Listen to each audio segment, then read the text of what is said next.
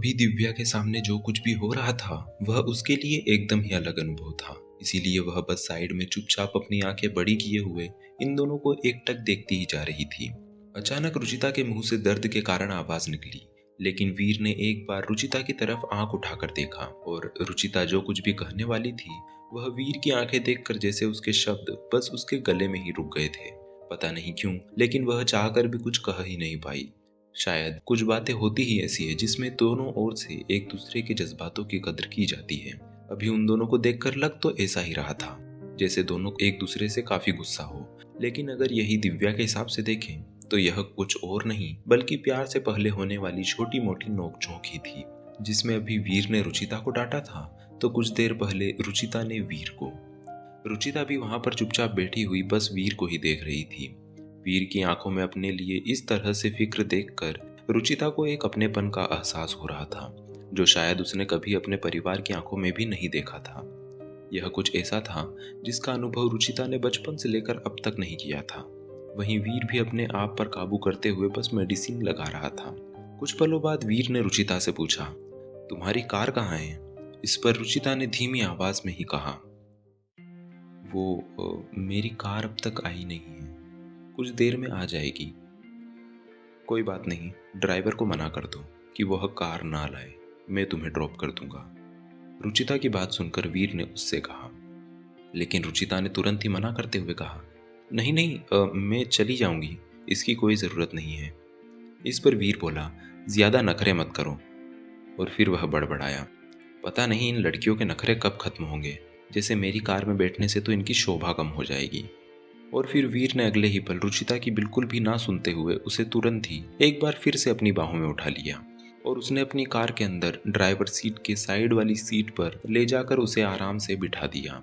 रुचिता वीर से कुछ कहना चाहती थी, लेकिन वीर अभी कुछ भी सुनने के मूड में नहीं था। फिर वीर तुरंत ही अपनी कार के अंदर बैठा और दिव्या से बोला, तुम भी चल रही हो क्या? इस पर दिव्या झट से अपने चेहरे पर मुस्कान लाते हुए बोली, नहीं नहीं, मेरी कार यहीं पर पार्क है, मैं चली जाऊंगी। वीर ने भी अपनी गर्दन को हाँ में हिलाया और अपनी कार को स्टार्ट करके वहां से निकल गया। वहां से निकलकर उसने रुचिता से पूछा, वैसे तुम्हारा घर कहाँ है? इस पर रुचिता चिढ़ते हुए वीर से बोली, तुमसे मतलब?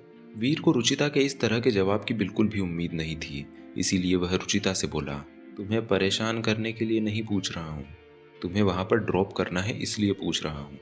वीर की बात सुनकर रुचिता को अपनी ही बात पर थोड़ा अजीब लगा और वह अपनी आंखें चुराने लगी। फिर कुछ पलों बाद उसने एक गहरी सांस लेकर अपना एड्रेस बताया। वीर ने भी उसके घर की तरफ अपनी गाड़ी मोड़ ली। रास्ते में वीर ने रुचिता से पूछा, रुचिता, मुझे तुमसे एक सवाल पूछना था। रुचिता ने वीर की तरफ देखा पर उससे कुछ कहा नहीं। तब वीर आगे बोला, वैसे अभी तुम्हारे डेट घर पर मिलेंगे? रुचिता ने वीर का यह सवाल सुनकर उसे अजीब तरह से देखा। वीर रुचिता को अपनी तरफ इस तरह से देखता हुआ देखकर बोला, मुझे ऐसे अजीब से लुक्स मत दो, मैं तुम्हारा हाथ मांगने के लिए नहीं पूछ रहा हूँ। वैसे बुरा आइडिया तो नहीं है? वीर कुछ सोचते हुए बोला और इतना कहकर वीर मुस्कुरा दिया। वीर की बात सुनकर रुचिता के चेहरे पर हल्की सी मुस्कान आ गई थी, लेकिन अगले ही पल वह बोली, बहुत बुरा आइडिया है। हाँ हाँ ठीक है, वैसे भी मैं तो बस यही पूछने वाला था कि आखिर तुम 1 साल पहले मुझे छोड़कर क्यों चली गई थी? वीर ने कहा। रुचिता को अभी अचानक वीर से इस सवाल की उम्मीद भी नहीं थी, इसीलिए उसने वीर को कोई जवाब नहीं दिया। लेकिन वीर ने रुचिता पर एक और बार दबाव बनाते हुए पूछा, बोलो रुचिता, आखिर तुमने ऐसा क्यों किया था? मैं जानता हूँ उस दिन कैफेटेरिया में तुमने मुझसे जो कोई भी कारण बताया था वह झूठ था। आखिर इस तरह से धोखा देने की क्या जरूरत आ गई थी? रुचिता धोखा शब्द सुनते ही अचानक गुस्से में आ गई। वह रुचिता जो कि अब तक बहुत ही मासूम और प्यारी लग रही थी, वह गुस्से में वीर से बोली, मैंने तुम्हें धोखा दिया? ठीक है, अगर कुछ पता ना हो तो किसी पर भी ऐसे इल्जाम नहीं लगाते। इतना कहकर उसने गुस्से में ही कहा, गाड़ी रोको। वीर यह सुनकर स्तब्ध रह गया और वह रुचिता की तरफ देखकर बोला, क्या? रुचिता अचानक वीर की तरफ गुस्से में देखते हुए बोली, मैंने कहा गाड़ी रोको। वीर ने कुछ कहने की कोशिश की, रुचिता पर वीर की बात को बीच में ही काटते हुए रुचिता बोली, तुम्हें एक बार में कुछ सुनाई नहीं देता है क्या? मैंने कहा गाड़ी रोको। इस बार वीर से रुचिता की बात टालने की हिम्मत नहीं हुई और उसने रुचिता के सामने सरेंडर करते हुए गाड़ी को हाईवे से साइड में लगा दिया। रुचिता भी तुरंत कार से थोड़ा लड़खड़ाते हुए उतर गई।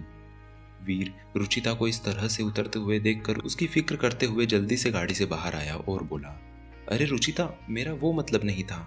ऐसे गुस्सा मत करो, तुम्हें चोट लग जाएगी। वीर को डर था कि रुचिता कहीं अपने आप को चोट ना पहुंचा ले, कहीं रुचिता अपने पैरों की चोट के कारण नीचे न गिर जाए। इसीलिए वीर तुरंत ही रुचिता की तरफ भाग कर गया और वहां जाकर उसने रुचिता को सहारा देने के लिए उसका हाथ पकड़ा। लेकिन रुचिता ने तुरंत ही वीर का हाथ झटक दिया और वह अपने पैर का दर्द सहन करते हुए ड्राइवर सीट पर जाकर बैठ गई। वीर बिल्कुल भी देरी ना करते हुए तुरंत कार के अंदर बैठ गया, क्योंकि उसने देख लिया था कि अगर उसने देर की तो शायद रुचिता उसे वहीं पर छोड़कर निकल जाती। वहीं इधर रुचिता के दिमाग में तो अभी बहुत कुछ चल रहा था। कुछ बातें होती ही ऐसी हैं जो कई दबी हुई बातों को याद दिला देती हैं, जिन्हें भूल नहीं सकते, बस समय समय पर वह तकलीफ देती रहती हैं। तो अभी रुचिता अचानक इतना गुस्सा क्यों हो गई थी? आखिर उसने वीर को अपने जाने का सही कारण क्यों नहीं बताया था? और अभी वह वीर को कहाँ लेकर जाने वाली थी? क्या वीर को सभी सवालों के जवाब मिल पाएंगे? क्या वह विपुल नाम की समस्या का कोई हल निकाल पाएगा? जानने के लिए बने रहिए मेरे साथ इस कहानी पर।